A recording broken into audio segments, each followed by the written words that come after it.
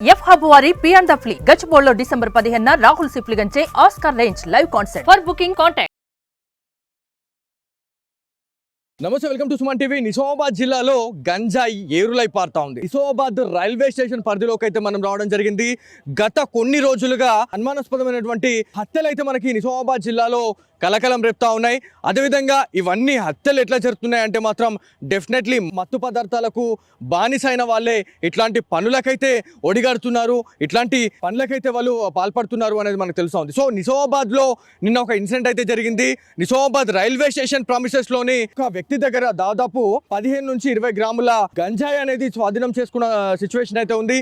So RPF అధికారులు కావచ్చు, ఏదైతే తెలంగాణ స్టేట్ పోలీస్కి సంబంధించిన రైల్వే అధికారులు, అదేవిధంగా మనకి ఈ ఏరియా ఏదైతే ఉంటుందో త్రీ టౌన్ పరిధిలోకి ఈ ఏరియా అయితే రావడం జరుగుతూ ఉంటుంది. కాకపోతే ఇదే ఏరియాలో, ఈ రైల్వే స్టేషన్ ఏరియాలో ఇక్కడ దాదాపు గత కొన్ని సంవత్సరాల క్రిందట కూడా మత్తు పదార్థాలకు బానిసైన తర్వాత కొంతమంది తలవార్లతోని హత్య చేసుకున్న ఘటన కూడా మనందరికి తెలిసిన విషయమే. ఇదంతా కూడా ఇదొక స్పాట్.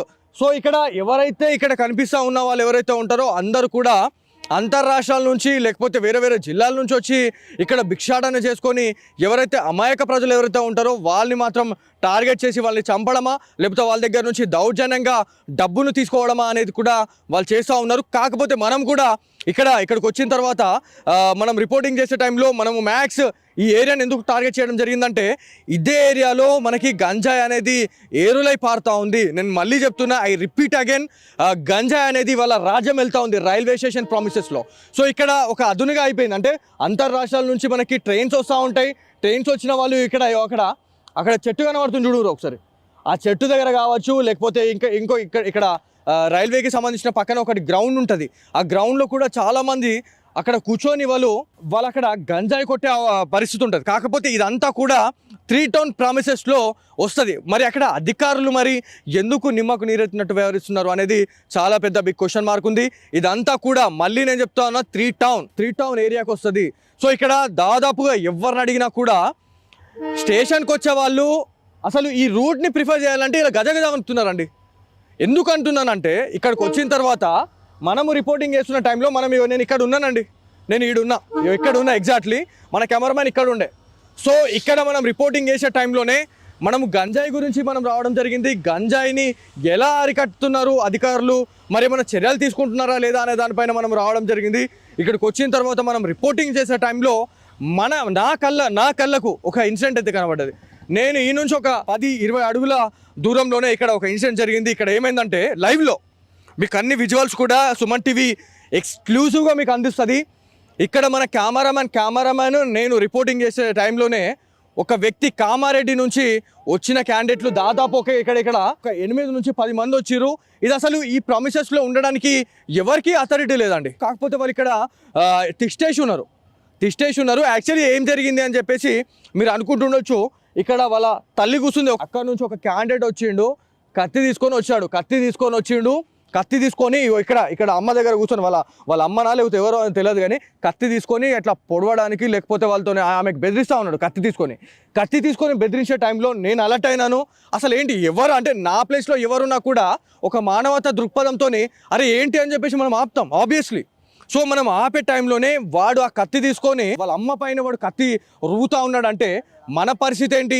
లేకపోతే కామన్ సిటిజన్స్ ఎవరైతే నిజామాబాద్ సిటిజన్స్ వాళ్ళ పరిస్థితి అంటే వాళ్ళ సొంత అమ్మ మీదనే ఆయన మర్డర్ అటెంప్ట్కి ఆయన చేసిండు అంటే మనం ఎంత? నేను ఆ మాట అన్న తర్వాత ఆపు అని చెప్పేసి మనము అన్న తర్వాత ఇక్కడ నుంచి లేచిన క్యాండిడేట్ చాకు పట్టుకొని తిరుగుతూ ఉన్నాడు. ఆయన చాకు పట్టుకొని డైరెక్ట్ ఇట్లా వీడికి వచ్చిండు. ఏం సంగతి ఏంది, నువ్వు నన్ను బెదిరిస్తావా అని చెప్పేసి, బెదిరించడం కాదండి, నేను అలర్ట్ చేసినాను, అరే ఏం చేస్తా ఉన్నావు నువ్వు అని చెప్పేసి నేను ఆయనకి కాషన్ చేసిన. నేను నిజంగా చెప్పాలంటే నేను కూడా బెదిరించినాను. ఒక కన్న తల్లి పైన ఆయన కత్తి తీసుకొని పోతున్నాడు అంటే నార్మల్ ప్రజల పరిస్థితి ఏంది? నిజామాబాద్లో అసలు ఏం జరుగుతుంది?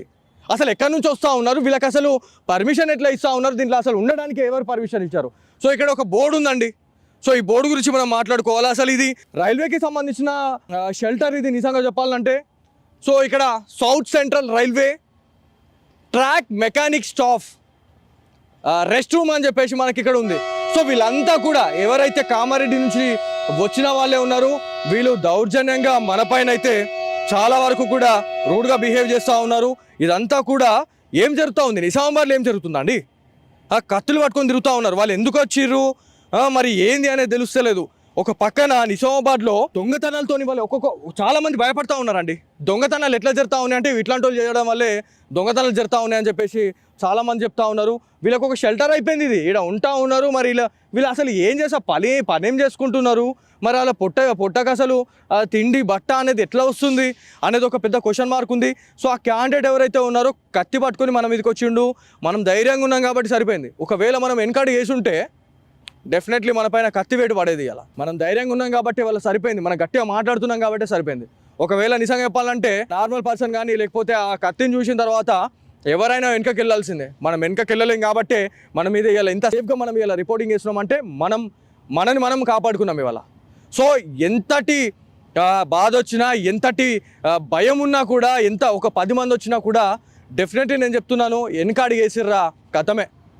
100 మంది రాని ముందుకేయండి, అడుగు ముందుకేయండి. మనం ఒక్క అడుగు ముందుకేసినామంటే ఆటోమేటిక్గా వాళ్ళు 10 అడుగులు వెనకేస్తారు. సో ఇవాళ ఇక్కడ ఇదే జరిగింది. అతను కత్తి తీసుకొని వచ్చిన టైంలో మనం చాలా వరకు కూడా మనం డిఫైన్ అయితే చేసినాము. సో ఎవరైతే మనకి ఆర్పిఎఫ్ అధికారులు వివి సుబ్బారెడ్డి గారికి చేసిన వెంటనే అధికారులను ఇక్కడికి పంపించడం జరిగింది. అదేవిధంగా తెలంగాణ స్టేట్ పోలీస్కి సంబంధించిన ఎవరైతే మనకి రైల్వే ఆఫీసర్ అయినటువంటి సాయిరెడ్డి గారికి కాల్ చేసినాము. మీ ప్రామిసెస్లో ఇట్లా జరుగుతూ ఉంది, మరి ఏంటి అసలు ఏం జరుగుతూ ఉంది, అసలు ఎందుకు వీళ్ళకి పర్మిషన్ ఇచ్చారు అంటే ఇది యాక్చువల్లీ 3 టౌన్ పరిధికి వస్తుందండి. సో ఈ 3 టౌన్ పరిధిలో ఎవరైతే అధికారులు ఉన్నారో వాళ్ళ రెస్పాన్సిబిలిటీనే ఇక్కడ ఏం జరిగినా అని చెప్పేసి అన్నారు. కాకపోతే వాళ్ళు వచ్చిన తర్వాత వాళ్ళు పంపించినారు కూడా. సో ఎవరైతే ఉన్నారో వీళ్ళందరినీ కూడా వాళ్ళు పంపిస్తూ ఉన్నారు. మొత్తం పెట్టే ముల్లే అవన్నీ మొత్తం సంచులతో సహా వాళ్ళు వెళ్ళిపోతూ ఉన్నారు. మనం వచ్చిన తర్వాతనే ఇదంతా చేంజ్ అనేది అయింది. అక్కడ చూడండి సంచులు తెస్తూ ఉన్నారు, అది ఏం చేస్తూ ఉన్నారో ఏందో, ఎక్కడోళ్ళో ఏం కథనో వీళ్ళంతా. ఇక్కడ ఒక క్యాండిడేట్ ఉన్నారు, ఈయన ఎక్కడి నుంచి వచ్చారు ఒకసారి అడుగుదాం. ఎక్కడి నుంచి వచ్చారు? తీయకండి, మేము వేరే దేశాల నుండి వచ్చినాం సార్. ఇక్కడ వేరే దేశాలు, ఏ దేశం నుంచి వచ్చారు మీరు? అంటే ఇక్కడ తెలంగాణ బోధన్ దగ్గర సాలూరు. ఏం చేస్తున్నారు నిజామాబాద్లో? ఏం చేస్తున్నారు మీరు? నిజామాబాద్ లో క్యాటరింగ్ పనికని వచ్చినాం, మేము పని చేసుకుంటున్నాం. సో ఇప్పుడు పనికి వెళ్ళట్లేదు, ఎందుకంటే మొన్న ఇక్కడ 3 వ్యక్తులు వచ్చి నన్ను మర్డర్ చేయడానికి, అంటే కిడ్నాప్ చేసి మర్డర్ చేయడానికి తీసుకెళ్ళినారు. ఇక్కడ శివాజీ పుత్ల బొమ్మ ఉంది కదా, అక్కడ నుండి మన కంటేశ్వర సైడ్ తీసుకెళ్ళినారు. సో పోలీస్ వాళ్ళ పెట్రోల్ వ్యాన్ సౌండ్ విని వాళ్ళ ఆటోలో నుంచి వదిలిపెట్టేసి తీసుకుపోయారు మిమ్మల్ని.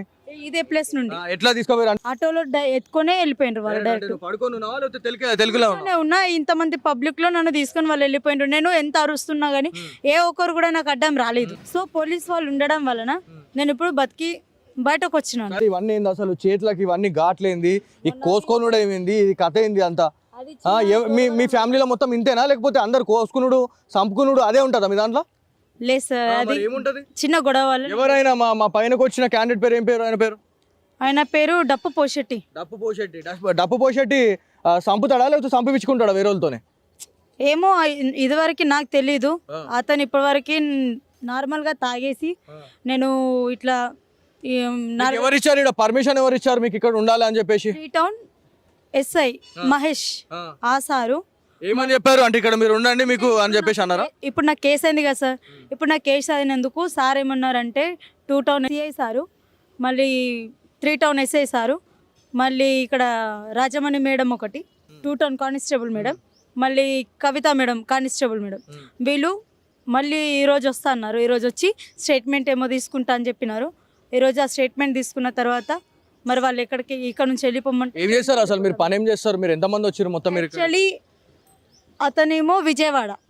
సో ఇప్పుడు వాళ్ళు ఇంట్లో ప్రాబ్లమ్స్ కొద్దిగా బాగాలేక అతను ఇక్కడికి వచ్చినాడు. అతను అసలు ప్లంబర్ పనికి వెళ్తాడు. ఆయన ఏమవుతాడు మీకు? మీ ఫ్యామిలీకి అంటే జస్ట్ ఇక్కడికి వచ్చిన తర్వాత మీరు అందరూ బంధువులు అయిపోయారు ఇక. అందరం ఒక అన్న చెల్లెలాగా అక్క తమ్ముళ్ళలాగా ఇక్కడ కలిసి. ఏం చేస్తావు? నేనా సార్ క్యాంటీన్ పని చేస్తా. క్యాటరింగ్ ఎంత? నీ ఏజ్ ఎంత? నా 21. ఎంత ఇస్తున్నారు నీకు డైలీ? నాకు 450. ఇక్కడ ఎందుకుంటున్నారు మీరు? ఏమైతుంది ఈమె నీకు? నా భార్య అవుతుంది సార్. నీ భార్యనా? ఆ రోజు నువ్వేం చేస్తున్నావు? ఆమెను ఎత్తుకోవే టైంలో నువ్వేం చేస్తున్నావు మరి? నాకు కొట్టిండ్రు సార్, కొట్టి తీసుకోపోయిండ్రు. అయితే నేను 3 టౌన్కి ఫోన్ చేసి వాళ్ళు వచ్చిండ్రు. వచ్చి ఇట్లా కేసు అన్ని తీసుకున్నారు. 2 రోజులు అయినాక వాళ్ళు దొరికిండ్రు. అయితే మాకు ఈసారి ఏం చెప్పిండు, ఇక్కడ 3 రోజులు ఉండండి, దాని తర్వాత మీరు వెళ్ళిపోండి అన్నారు. ఉండడానికి వస్తే వేరు, కత్తులు పట్టుకొని ఇలా తిరుగుతూ ఉన్నారంటే నిజామాబాద్లో సరే ఆలోచించండి ఏం జరుగుతూ ఉంది, నిజామాబాద్లో ఏం జరుగుతూ ఉంది. అసలు ఈ న్యూస్ అనేది బయటకు పోలే. ఒక చిన్న ఇన్సిడెంట్ జరిగితే సోషల్ మీడియాలో వైరల్ అవుతూ ఉంది. ఈ అమ్మాయిని పట్టుకొని ముగ్గురు ఆటోలు ఎత్తుకొని వాళ్ళు వెళ్ళిపోయారు. ఒక పెట్రోలింగ్ వెహికల్ రాగానే ఒక పెట్రోలింగ్ సైరన్ విన్న తర్వాత ఎవరైతే ఆటోలో వెతుకుపోయిన వాళ్ళు ఎవరైతే ఉన్నారో ఆమెను అక్కడ పడేసిరంట, అక్కడ ఇడిసబెట్టేసిపోయారు అని చెప్పేసి వీళ్ళు చెప్తా ఉన్నారు. సో ఎవరైతే 3 టౌన్కి సంబంధించిన ఎస్ఐ మహేష్ గారితో కూడా మనం మాట్లాడాల్సిన అవసరం ఎంతైనా ఉంది. సో మాట్లాడడం అసలు ఏంటి అంటే వీళ్ళకి ఎందుకు షెల్టర్ ఇస్తున్నారు అనే దానిపైన మనం మాట్లాడితేనే మనకు క్లారిటీ ఉంటుంది. ఎందుకంటే రైల్వే ప్రమిసెస్లో ఉండడానికి ఎవరికి అథారిటీ లేదు.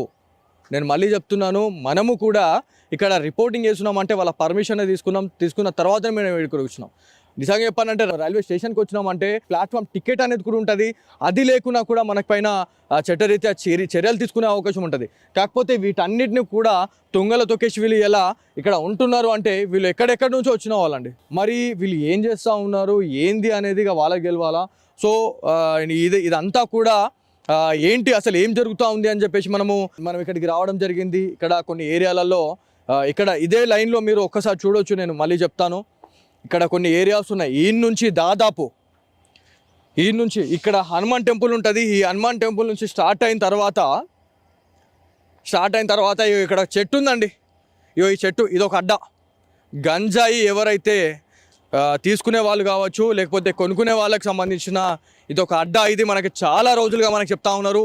ఇది నైట్ టైంలో అంటే మార్నింగ్ టైంలోనే మన పైన ఇట్లాంటి ఇన్సిడెంట్లు జరుగుతూ ఉన్నాయి. అంటే నైట్ టైంలో పోలీసులు రావడానికి కూడా ఇవాళ ఇక్కడికి జంకుతూ ఉన్నారు. అంటే ఎంత డేంజర్ ఉంది సిచ్యువేషన్.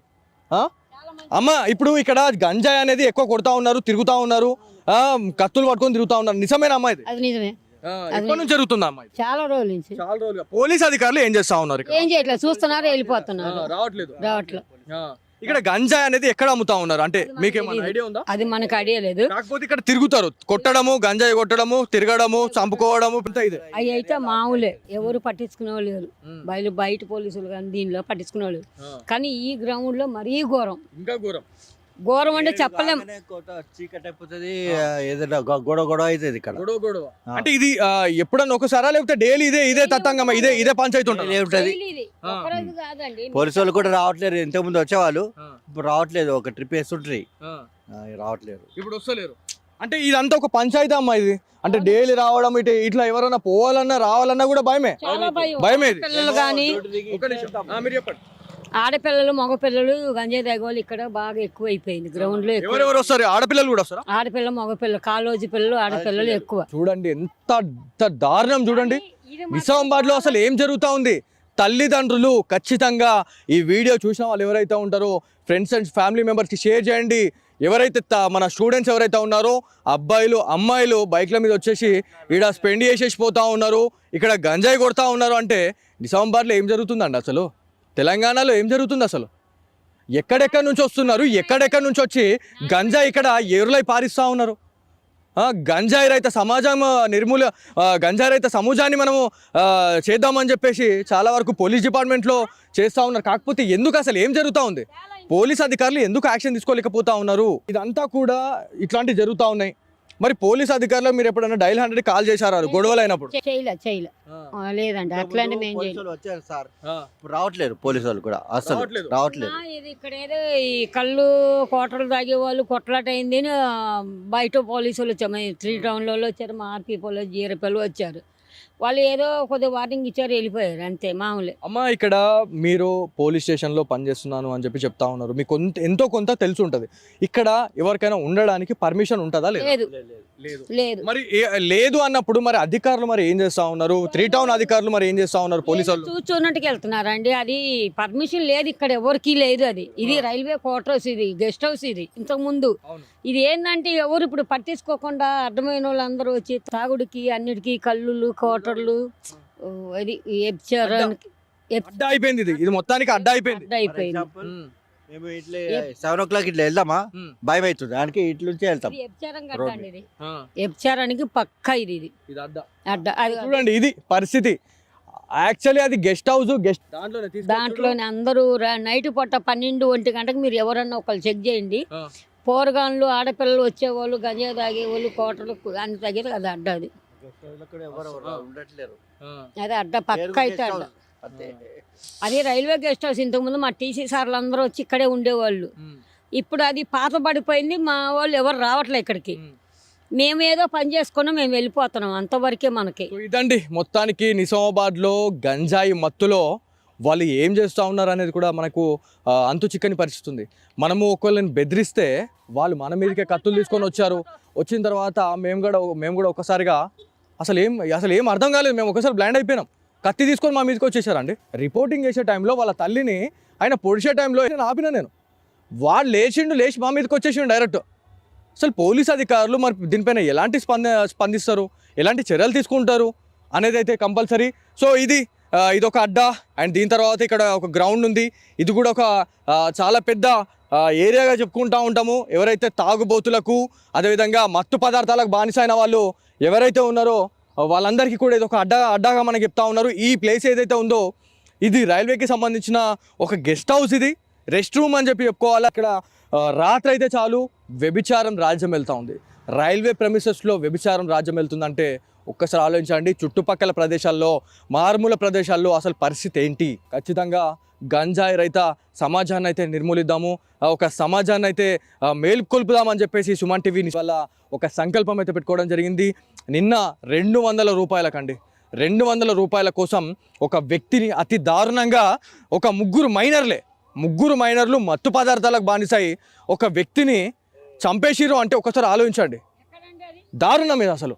200 రూపాయల కోసం మిర్చి కాంపౌండ్లో ఇక్కడే ఇదే లైన్లో ఆ విజువల్ కూడా నేను చూపిస్తాను. నిన్న మర్డర్ అయిన దాంట్లో ఏం జరిగింది అనేది కూడా నేను ఇవాళ స్పెసిఫిక్గా ఆ వీడియో కూడా మీకు పక్కన కనిపిస్తూ ఉంటుంది. మీరు చూడండి ఆ వ్యక్తిని ఎంత పకడ్బందీగా ఫాలో అయ్యారు. ఆయన దగ్గర 200 రూపాయల కోసం, కేవలం 200 రూపాయల కోసం ముగ్గురు యువకులు, దాదాపు 11 నుంచి 15 సంవత్సరాలు కూడా లేవు వాళ్ళకి, ముగ్గురు కలిసి ఒకతన్ని అతి దారుణంగా గొంతు కోసి చంపేసిరు. అతన్ని మనకి లలితా మహల్ థియేటర్ నుంచి ఆయన్ని వెంబడించడం జరిగింది. వెంబడించి సేమ్ ఇప్పుడు ఇది నేనున్న వేనే, ఇదే వేలో మనకు అక్కడ ఒక ఫ్లైఓవర్ కనిపిస్తూ ఉంది. ఫ్లైఓవర్ నియర్ బై లొకేషన్లోనే అతన్ని కాసి బ్లేడ్లతోని కోసి చంపేసిన తర్వాత ఆ బాడీని తీసుకుపోయి ఎవరికి అనుమానం రాకుండా ఏదైతే మిర్చి కాంపౌండ్లోని ఒక పాత ఇనుప సామాన్కి సంబంధించిన ఒక ట్రాన్స్పోర్ట్కి సంబంధించిన ఒక షాప్లో అక్కడ డెడ్ బాడీని అయితే ఆడ పడేసిర్రు. ఆ పడేసిన తర్వాత అదంతా కూడా అంటే నైట్ టైంలో మనకేం తెలియదు, అంటే మార్నింగ్ టైంలో వాళ్ళు వచ్చారు. చూసిన తర్వాత రక్తపు మడుగు చూసిన తర్వాత ఒక్కసారిగా వాళ్ళ కళ్ళు చెదిరిపోయినాయి. అసలు ఏం జరుగుతా ఉంది నిజామాబాద్లో? మత్తు పదార్థాలకు బానిసైన వాళ్ళే ఇవాళ ఇదంతా దీనికి పాల్పడుతున్నారు అనేది తెలుస్తుంది. మీరు చెప్పండి, ఏంటి మీ ప్రాబ్లం ఏంటి? మా ప్రాబ్లం మేము విచారం సార్. ఇగో ఇట్లా చిల్లర పెట్టుకొని స్టేషన్లు ఇచ్చేస్తా. మా దగ్గరవి తాగుబోతులు మా దగ్గరవి వస్తారు సార్. నాది ఖాళీ మిమ్మల్ని కొట్టి గుంజుకొని పోతున్నారు పైసలు? గుంజుకొని పోయారు సార్ ఇంతకు ముందువి. ఇట్లా 4-5 సార్లు జరిగింది. 4 సార్లు. ఇది మొత్తానికి నిజామాబాద్లో క్రైమ్ రేట్ అనేది ఇంత పెరగడానికి గల కారణం ఏంటి అంటే ఈ మత్తు పదార్థాలు గాంజా అంటే తెలియని వాళ్ళే ఇవాళ. ఒకప్పుడు గాంజా అంటే మేము నిజంగా చెప్పాలంటే మేము ఇప్పటివరకు చూడలేదండి, లైవ్లో మేము ఇప్పటివరకు చూడలే. మరి తల్లిదండ్రులు అసలు ఎట్లా పేరెంటింగ్ చేస్తూ ఉన్నారు అనే దానిపైన అయితే చాలా పెద్ద డౌట్ అయితే ఉంది. మరి తల్లిదండ్రులు ఏం చేస్తూ ఉన్నారు, అసలు ఆ పిల్లల్ని ఎందుకు వాళ్ళు కంట్రోల్ చేయలేకపోతా ఉన్నారు అనేది చాలా పెద్ద బిగ్ క్వశ్చన్ మార్క్ అయితే ఉంది. గంజాయి రహిత సమాజాన్ని అయితే నిర్మూలిద్దాము, డెఫినెట్లీ దీనిపైన అయితే ఒక ఉక్కుపాదం మోపుతారు అని చెప్పేసి పోలీస్ అన్నలకైతే మేము వేడుకుంటా ఉన్నాం.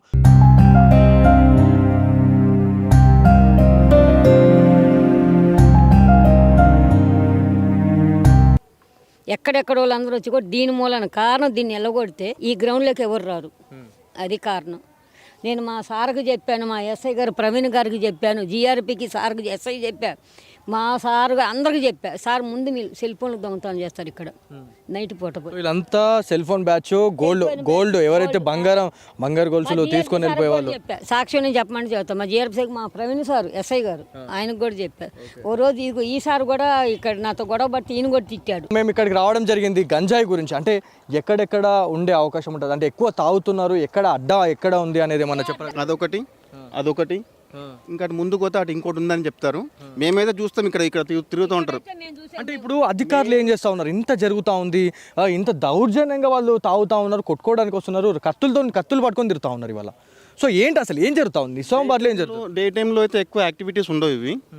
యాక్చువల్గా డే టైంలో ఎక్కువ ఉండవు, ఎందుకంటే ఇటు వీళ్ళు తిరుగుతూ ఉంటారు ఆఫీసర్ వాళ్ళు, అలా కొంచెం భయపడతారు. ఇంకా ఇక్కడ ఉండే బిచ్చగాళ్ళు అయితే అది కామన్, వాళ్ళు ఇక్కడ పని ఏ టైంలో స్టార్ట్ అవుతుంది ఇదంతా? ఇక్కడ వేరే వాళ్ళతో మహిళలతో మనం మాట్లాడినాము, అయితే ఆడవాళ్ళు కూడా ఏం చెప్తా ఉన్నారు, ఇక్కడ కొంతమందితో మాట్లాడితే ఇక్కడ మొత్తం వ్యభిచారం లాంటిది కూడా నడుస్తూ ఉంది, ఇదంతా ఒక గెస్ట్ హౌస్ లా చేసుకొని కొంతమంది ఆకతాయిలు వచ్చి అంతా చేసేసుకొని వెళ్తా ఉన్నారు, అది ఇది అని చెప్పి మాట్లాడుతూ ఉన్నారు. అది మా దృష్టికి అయితే ఇంకా అదేం లేదు. కాకపోతే గంజా అనే విషయం మాత్రం మేము చూస్తూ ఉంటాం. ఇంకా మనం అఫీషియల్గా ఎవరితో ఏం మాట్లాడలేము కాబట్టి ఇన్ని రోజులు ఏం చెప్పలేదు. బట్ హ్యాపెనింగ్ ఈజ్ హ్యాపెనింగ్, జరుగుతుంది. సో మార్పు ఏమన్నా జరిగే అవకాశం ఏమైనా ఉందా అండి? మరి ఏమన్నా ఇంకా మేము ఛానళ్ళ ద్వారానే పోలీసుల కంప్లైంట్లు పోయి వాళ్ళు స్పందించి ఇక్కడ ప్రత్యేక నిఘా ఏమైనా పెడితే మార్పు రావచ్చు, దాంతోనే మార్పు వస్తుంది తప్ప ఇంక మిగతా మేము కానీ మీరు కానీ ఇట్లా వచ్చి చేస్తే మార్పు జరిగే అవకాశమే లేదు. రావాలి మాట్లాడినా కూడా వీళ్ళు అదే చెప్తా ఉన్నారు, ఈ ఏరియాలో దాదాపు 3-4 అడ్డాలు ఉన్నాయి, 3-4 అడ్డాలలో కూడా విపరీతంగా గంజాయి కొడతా ఉన్నారు, గంజాయి ఏరులై పారుతా ఉంది అని చెప్పేసి అధికారులు చెప్తా ఉన్నారు.